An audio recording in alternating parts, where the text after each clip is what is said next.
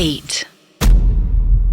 अर्श, अक्सर हम लोग एक कुछ कहानियां सुनते हैं। इनफैक्ट कुछ दिनों पहले की बात है, मैंने ये स्टोरी पढ़ी थी ऑनलाइन। कोलंबिया में एक माँ होती है, लाइक रिसेंटली उनका बच्चा पैदा होता है और जैसे ही बच्चा पैदा होता है उस बच्चे की शक्ल देखते ही घबरा जाती है। ओके। प्रॉब्लम सीन कुछ ऐसा था कि उस बच्चे के जगह जगह एबनॉर्मेलिटीज थी। उसका लाइक कुछ पेट वेट कुछ ज्यादा अजीब से था, उसके पीठ पे एक लंप जैसा था, गुमड़ा ऐसा था। तो उनको ये चीज उनका एक फितूर बैठ गया कि हमारे बच्चे में डेविल है। और उसके बाद उन्होंने जो है उसको डुबा करके मारने की कोशिश करी। वो तो एंड टाइम में पुलिस आ गई, लोगों ने इंटरवीन किया तो बच्चे की जान बच गई जी। लेकिन अक्सर ये सेम कॉन्सेप्ट मैंने जो है अर्श इंडिया में भी सुना है कि गांव देहात में कई बार ऐसा, अच्छा, दो किस्म की चीजें होती हैं।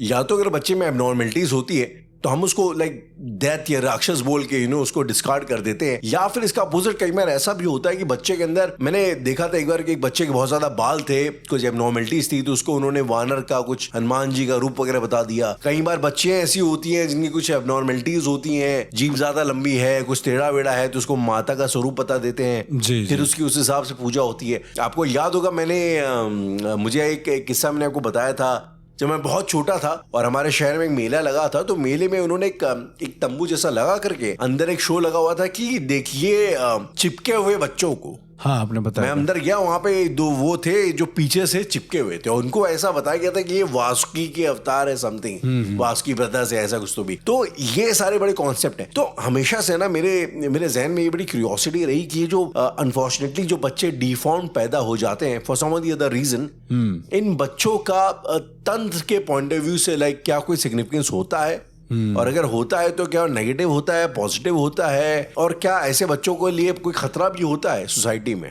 ऑब्वियसली, मतलब अगर ऐसे बच्चे होते हैं, देखिए साइंटिफिक पर्सपेक्टिव क्या है वो मैं ज्यादा बता नहीं सकता, लेकिन ऐसे बच्चों का तंत्र में बहुत बड़ा योगदान हो जाता है, ऐसा कहते हैं, क्योंकि दो ऊर्जाएं एक साथ होती हैं और दो ऊर्जाएं एक साथ यदि वो दफन होती हैं। मैं पहले जुड़े हुए बच्चों की बात कर लेता हूं। तो ऐसे बच्चों की ऊर्जाएं जिनका शरीर आपस में जुड़ा हो, दिमाग एक ही तरीके से काम कर रहा हो, ठीक है, ऊर्जाएं एक ही चल रही हो, इनकी ऊर्जा ना दुगनी होती है जब कोई तांत्रिक इनको सिद्ध करता है या एक तरीके से इनकी बॉडी पर या किसी तरीके की कोई साधनाएं करता है, तो इनकी ऊर्जाएं बहुत अलग होती हैं आम दृष्टिकोण के हिसाब से, क्योंकि एक साधारण आत्मा नहीं, मतलब उसमें फिर आपको एक के साथ दो आत्माएं मिल रही होती हैं और दोनों आपस में जुड़ी होती हैं, ऐसा करके। ओके। अब बात करते हैं कि और किसी दृष्टिकोण से, मतलब तंत्र के अगर नॉर्मल दृष्टिकोण से देखोगे तो मुझे लगता नहीं कि ऐसे जो बॉडीज होती हैं या फिर डिफॉर्म जो चीजें होती हैं उन पे ज्यादा साधनाएं करी जा सकती हैं, पॉसिबल नहीं है। अर्श, जो आपने मुझे जस्ट बोला, जस्ट टू बी सॉरी आपको इंटरप्ट करने के लिए, कि अगर कोई जुड़वा बच्चे हैं जो शरीर से ही जुड़े हुए हैं, तो आप ये कहना चाहते हो कि उनकी आत्माएं भी समहाउ कनेक्टेड होती हैं? बिल्कुल, एक नहीं होती उनकी आत्माएं दो ही होती हैं। आत्माएं दो होती हैं लेकिन एट सम लेवल कनेक्टेड होती हैं एक दूसरे से। ये बहुत बड़ा एक अजीब सा कॉन्सेप्ट है कि आत्माएं दो एक ही बॉडी में कैसे आ सकती हैं। इसलिए आपने देखा होगा इस तरह के जो बच्चे होते हैं जो जुड़े होते हैं ज्यादा समय तक जिंदा भी नहीं रह पाते, उनका काफी कोई बच भी कुछ सर्वाइव भी कर जाते हैं, ऐसा करके। मतलब ये नहीं कह रहा हूँ कि हर एक बच्चा, लेकिन अगर आप 100% में देखेंगे तो 90% तो मर ही जाते हैं बेसिकली एक समय के बाद। कुछ बच्चे ऐसे होते हैं जिनको अलग अलग रोकथाम करके उनको सही कर दिया जाता है। अब उनका मैं एकदम नहीं कह सकता, लेकिन इस तरह के जो बच्चे होते हैं जिनकी दो आत्माएं एक साथ होती हैं, उनका बेसिकली उनके नक्षत्र भी बहुत अलग होते हैं और ऐसे लोगों के ऊपर जो मारण मोहन ये सब जो क्रियाएं होती हैं काम नहीं करती हैं। अच्छा, बिल्कुल नहीं करती हैं। ऐसे लोगों के ऊपर यदि को आप कोई तंत्र का कोई प्रोसीजर काम करोगे, चूंकि वो दो एंटिटी एक साथ हैं, मतलब चूंकि वो दो बीइंग्स एक साथ हैं, सुपरनैचुरल बीइंग एक साथ है, तो तुम एक के ऊपर करोगे तो दूसरा उसकी बॉडी को रिकवर कर देगा, दूसरा उसको कुछ होने नहीं देगा बेसिकली। ऐसा कभी आपने कोई केस वगैरह हैंडल किया या सुना है? हाँ, मैंने सुना है कि मतलब इस तरह के जो एक बेसिकली दादा थे, तो उनके घर में जो पोते हुए वो जुड़े हुए उनका ब्रेन आपस में जुड़ा हुआ था, पूरा ऐसे बॉडी जुड़ी हुई थी। वो मर गए अब तो, खैर 12-13 साल के बाद वो मर गए थे बच्चे। लेकिन क्या बोलते हैं, वो बताते थे कि जब करीब ये 2-3 साल के हुए थे ना, तो ये ऐसे जो आधा अधूरा बोलते हैं ना बच्चे जी, तो दोनों लोग एक साथ माँ बोलते थे, ऐसा करके। तो लोगों को लगता था कि माता जी जो है मम्मी का नाम ले रहा है या इस तरीके से। लेकिन उसके करीब 1 साल या 2 साल, मतलब जब ये 4 साल के रहे होंगे तो उनकी मम्मी मर गई। ओके, ठीक है। अब ये बड़ा अजीब सा हुआ कि माँ कैसे मर गई। फिर उसके थोड़े समय के बाद वो पापा पापा पापा ऐसे ऐसे करके बोलने लगे जी। तो ये होने के बाद उसके पापा भी खत्म हो गए। बहुत ताज्जुब की बात है कि वो माँ बोल रहा था तो माँ खत्म हुए 2 साल बाद, और 2 साल बाद पापा खत्म हो गए। इनकी एज हो गई थी 7-8 साल की, तब ये सरवाइव कर गए थे। ये सरवाइव कर गए थे इतना। इसके बाद उन्होंने फिर से वही वर्ड बोलना शुरू कर दिया, मामा करके। तो इस बार क्या किया, ये जो बाबा थे जिनसे मैंने बात करी थी, ये बाबा ने तांत्रिकों को बुलाया और उनके जरिए पता किया। बेसिकली उन्होंने अवधूतों को बुलाया था, अघोरियों को भी नहीं बुलाया था। उसके ऊपर जो होते हैं उनका कोई कांटेक्ट होगा या जो भी होगा जी। तो उन्होंने बताया कि ये माँ से मतलब इसका मारण है, कि इस घर पे मारण हुआ है। राइट। और पा मतलब पानी उसकी काट है, ऐसा उन बच्चों ने खुद बोला। ये वो खुद से बोल रहे थे। हाँ, वो हिंट करना चाह रहे थे। वो कॉन्शियसली नहीं बोल रहे होंगे भले, लेकिन उनका ब्रेन उनसे कह रहा होगा। उनकी जो आत्माएं आपस में जुड़ी हैं जी, वो शायद ये बता रही होंगी। और उसके बाद से जब इन लोगों ने किया तो बच्चे करीब 2-3 साल और सरवाइव किए, फिर वो मर गए।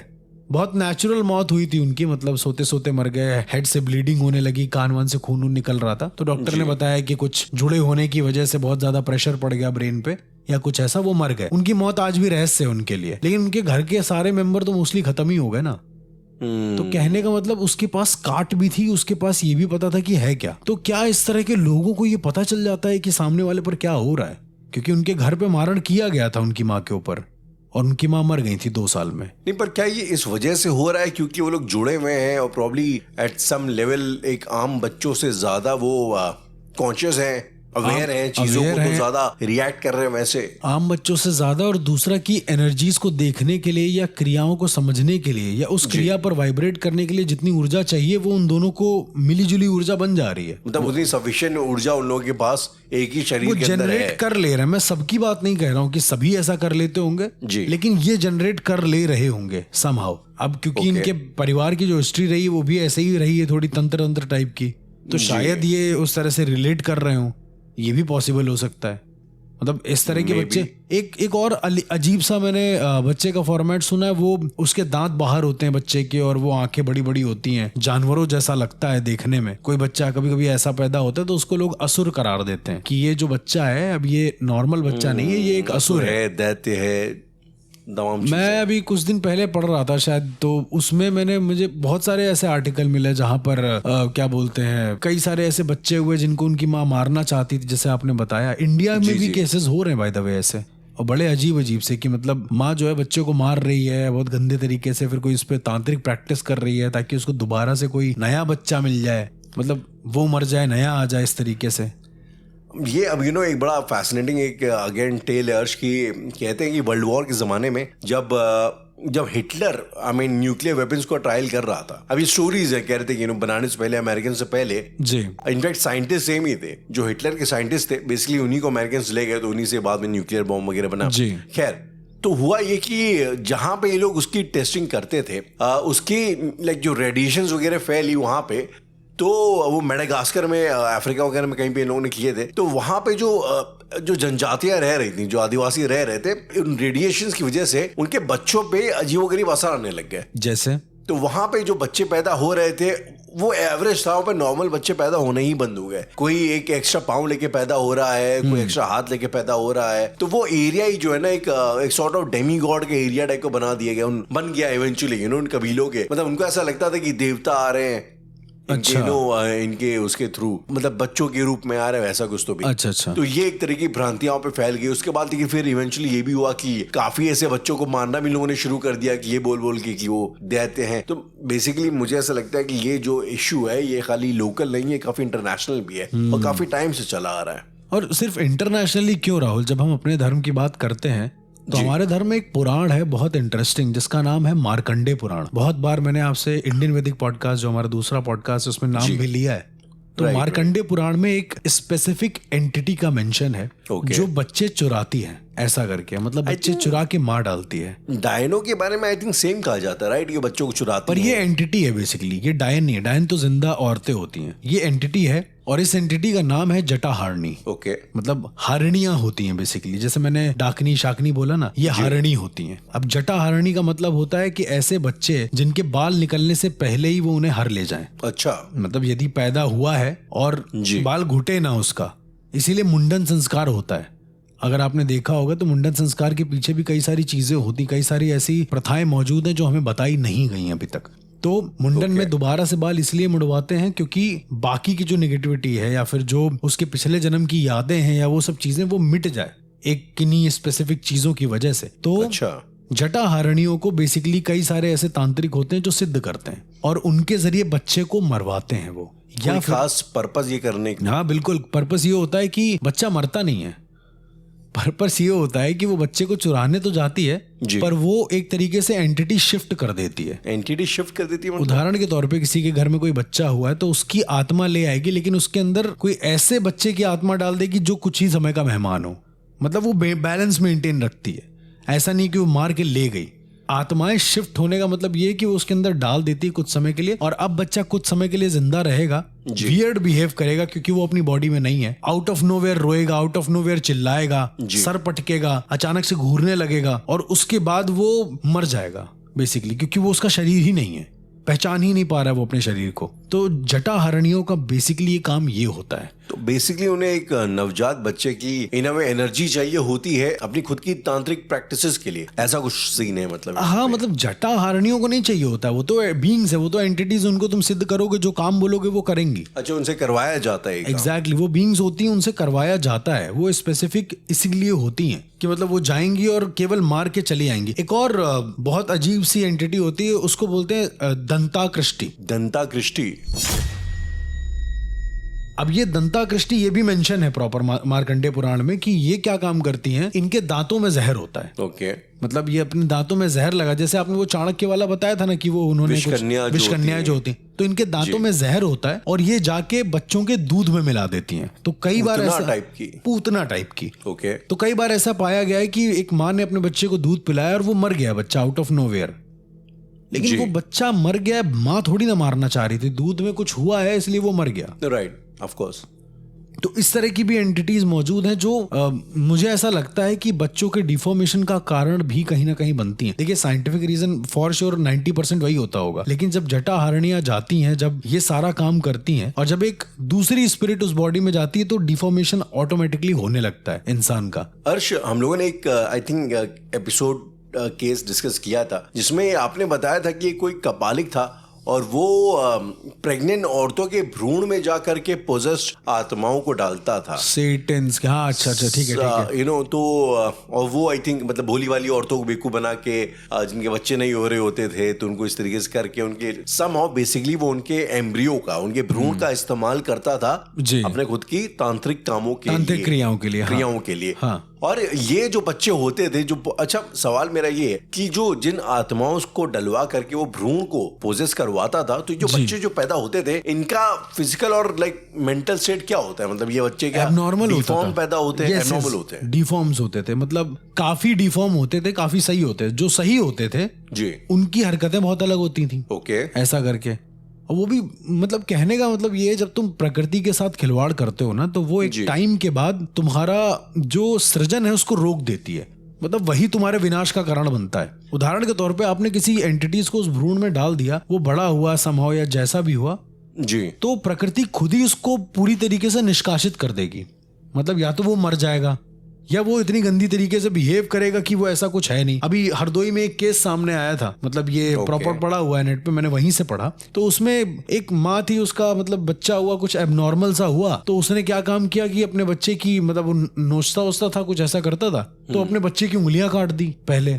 उसके बाद फिर बच्चा जिंदा नहीं रह पाया, ज्यादा देर सर्वाइव नहीं कर पाया, तो उसको कॉइल में लपेट दिया प्रॉपर, उसको जला भी नहीं रही है और एक तांत्रिक प्रोसीजर के थ्रू कुछ ना कुछ अपना वो कर रही थी कि ऐसा हो रहा है वैसा हो रहा है। अब तांत्रिक इसमें सबसे गंदा रोल ये प्ले करते हैं कि वो बेवजह बताते हैं कि इससे ये हो जाएगा। ओके। मतलब चंद पैसों के लिए तुम किसी की जिंदगी पूरी दाव पे लगा दे रहे हो। बेचारी एक माँ अपने बच्चे को मार डाल रही है एक तरीके से। तो ये उसने तांत्रिक के कहे के हिसाब से किया था?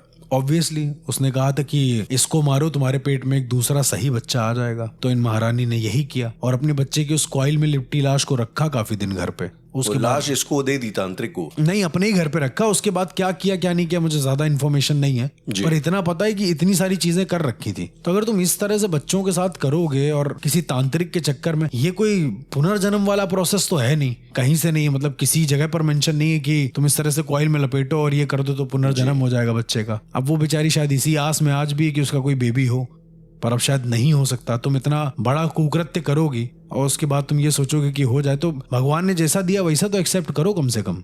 थोड़ा पैरानॉर्मल से हट के अर्श, मैं ये आपसे एक सवाल करना चाहूंगा, क्योंकि आई थिंक ये बहुत ज्यादा आजकल मार्केट में चल भी रहा है जी।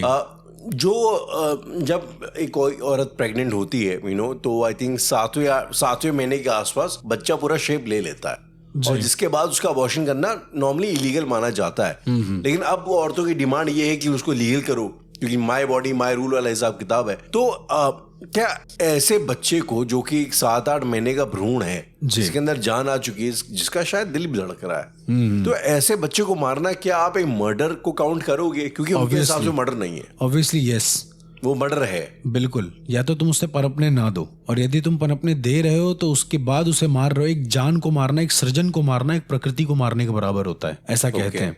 मतलब तुम प्रकृति के साथ छेड़छाड़ कर दिए तुमने।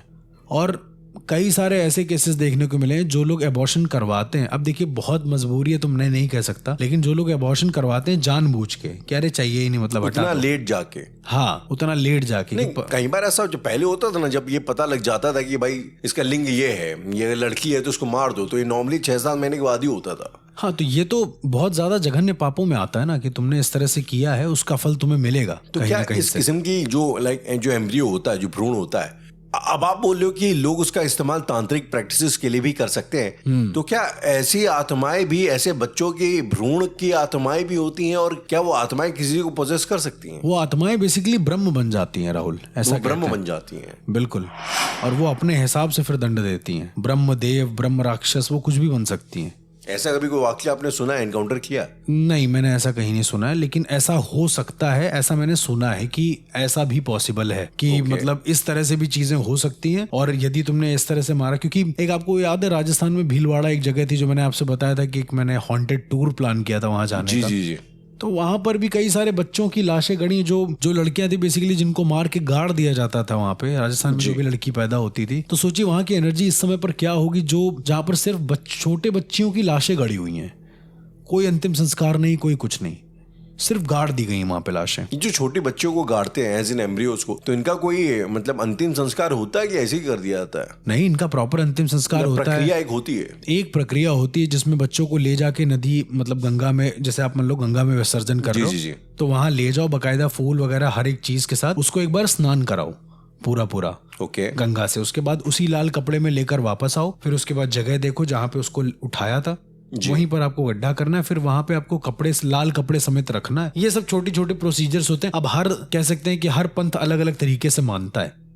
मैंने जो देखा था वो इस हिसाब का था कि इस तरह से उसको फूल के समेत गाड़ दिया जाता है, और उसकी लाश के आसपास 1-2 लोगों को लगा दिया जाता है ताकि कोई आए ना वहां पर उसकी लाश से उसका सर निकालने, मसान जगाने, ये सब जो फालतू की क्रियाएं करते हैं लोग, जिनसे होता कुछ नहीं है, वो करते बहुत हैं। अर्श, मेरे गांव में हम लोग यहाँ पे कुछ चीजें बोली जाती हैं, क्योंकि बात डिफॉर्मिटीज के हो चल रही, तो मैंने सोचा ये भी चलो लगे हाथ पूछ लिया जाए।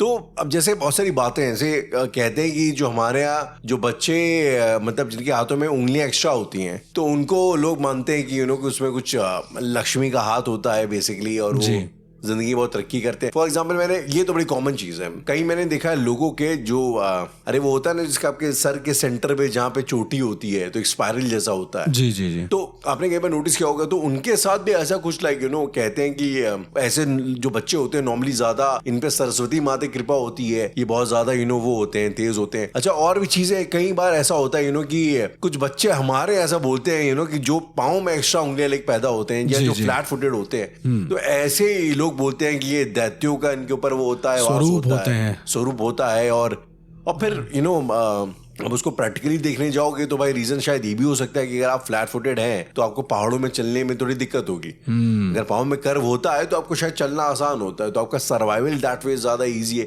तो हो सकता है मे बी ये एक रीजन रहता हो। व्हाटसोएवर, मेरा आपसे पूछना ये है, लॉजिक ये आपके शरीर की डिफॉर्मिटीज का आपकी बॉडी की एनर्जी पर क्या फर्क पड़ता है तांत्रिक पर्सपेक्टिव से? बिल्कुल पड़ेगा। आपके डायनामिक्स का एक फर्क पड़ता है। जैसे अगर हम अपने हाथ दोनों साइड फैला लें, है ना, पूरे दोनों हाथ खोल लें तो हमारे हाथ के पंजे से लेकर जो पंजा दूसरी साइड जा रहा है वो जितनी लंबाई होगी उतनी हमारे शरीर की लंबाई होनी चाहिए, ऐसा आयुर्विज्ञान में लिखा हुआ है कि इस तरह से मतलब एक सुडौल शरीर इसको हम बोलते हैं, गोल्डन रेशियो के हिसाब से। यस, गोल्डन रेशियो के हिसाब से। तो अगर वैसा नहीं होता है तो कहीं ना कहीं फर्क पड़ता है, लेकिन इंसान के अपने प्रवृत्ति के ऊपर भी यदि वो उसी डायनामिक्स के साथ उन चीजों को सही कर लेता है तो इट्स ओके, मतलब उसका इतना कोई इम्पैक्ट पड़ेगा नहीं मेरे हिसाब से, नॉर्मल मतलब रहेगा। वो उसको लाइक न्यूट्रलाइज काउंटर कर सकता है। ऑब्वियसली कोई भी काउंटर कर सकता है। आप किसी भी तंत्र को, आप कोई बुरा तंत्र हो रहा है तो आपको उसको अच्छाई में बदलना है तो कैसे बदलोगे? अपनी तरीके से तो बदलोगे ना, धीरे धीरे करके वो अच्छे में बदल जाएगा। सोच का फर्क है जहां तक हमें लगता है। ओके इतना ज्यादा कोई बड़ा इफेक्ट नहीं पड़ता है कि तांत्रिक दृष्टिकोण से बहुत गंदा कोई प्रभाव आ जाए घर पे, ऐसा कुछ नहीं हो सकता। वो अगर कोई, तुम साधक के घर में पैदा नहीं हो रहे हो जी, साधक घर में पैदा होगा अपने हिसाब से देख लेगा। तुम आम घरों में पैदा अगर हो रहा है कोई एक डिफॉर्म सा बच्चा, तो इसका मतलब ये थोड़ी ना कि वो तांत्रिक दृष्टिकोण के लिए बना है या फिर वो हुआ है इस वजह से सारी मनहूसियत। तो उसकी बॉडी के अंदर कुछ ज्यादा कुछ नेगेटिव ऑरा है या कुछ तो भी। हाँ, ऐसा नहीं होता है ना, उसकी बॉडी तो वैसे ही रिएक्ट करेगी। इट्स जस्ट दैट उसका डायनेमिक्स अलग है, तो शायद थोड़ी बहुत दिक्कत आए उसे मैनेज करने में, चीजों को या ऊर्जाओं को। I mean, वो इन जनरल लाइफ में उसको दिक्कत आएगी। हाँ, इन जनरल उसे समझने में दिक्कत आएगी। तुम्हें कोई दिक्कत नहीं होगी कि वो अलग डायनेमिक्स का है तो तुमको बड़ी दिक्कत हो रही है अचानक से। अब आप भी तो घर में कुत्ता पालते हैं, आप भी तो घर में आपके कोई बिल्ली है, किसी घर में कुत्ता है, तो वो उनका भी तो शरीर एकदम अलग है, उनसे क्या वो बड़ी कोई डिस्ट्रप्टिव एनर्जी निकल जाती है? नहीं, पर अच्छा चलो डिस्ट्रप्टिव एनर्जी की हम लोग बात ना करें, आपको क्या लगता है कुछ एडवांटेज होता है? जैसे उंगली ज्यादा होने से लोग कहते हैं, अभी फॉर एग्जांपल कई लोग कहते हैं कि जो लोग पैदाइशी ब्लाइंड होते हैं, बचपन से जो ब्लाइंड होते हैं, उनके सुनने की पावर ज्यादा होती है बनिस्बत आम लोगों के, विच मेक्स सेंस क्योंकि भाई उनकी एक ही सेंस काम कर रही है, जी, तो ज्यादा फोकस वहां ज्यादा फोकस हो रहा है। लेकिन बॉडी की डिफॉर्मिटीज से आपका कुछ भाग्य पे फर्क पड़ता है, ऐसा भी कुछ होता है आपके हिसाब से? उससे कोई फर्क नहीं पड़ता मेरे हिसाब से। जैसा आपकी डेस्टिनी निर्धारित है वैसा ही होगा। आपके भाग पे मुझे नहीं लगता कि कोई फर्क पड़ता है। शरीर के इसका कोई फर्क पड़ता नहीं, मैंने कई सारे ऐसे भी डिफॉर्म वाले इंसान देखे, मतलब जुड़वा नहीं थे, जुड़े हुए नहीं थे एक साथ, जो बड़े एबनॉर्मल टाइप के पैदा हुए, अभी वो साधक बने, अच्छे से काम कर रहे हैं, अभी वो साधक बने हुए हैं। हाँ, उनका मतलब वो बोल नहीं पाते, मुंह टेढ़ा उनका, बट स्टिल वो बोल रहे हैं। एक है जिसका सर थोड़ा बड़ा हो गया है बट स्टिल वो जिंदा है, काम कर रहा है, अच्छा साधक है, लोग आते हैं उसके पास बात करने। अच्छा, तो कहने का मतलब ये है कि तुम अपनी जीवन में ऊर्जाओं को कैसे डालते, वो मैटर करता है, रादर देन जब कोई डिफॉर्म बच्चा हो तो लोग उसको जज करें, उसको एक अलग पर्सपेक्टिव से देखें। मेरा ऐसा मानना है।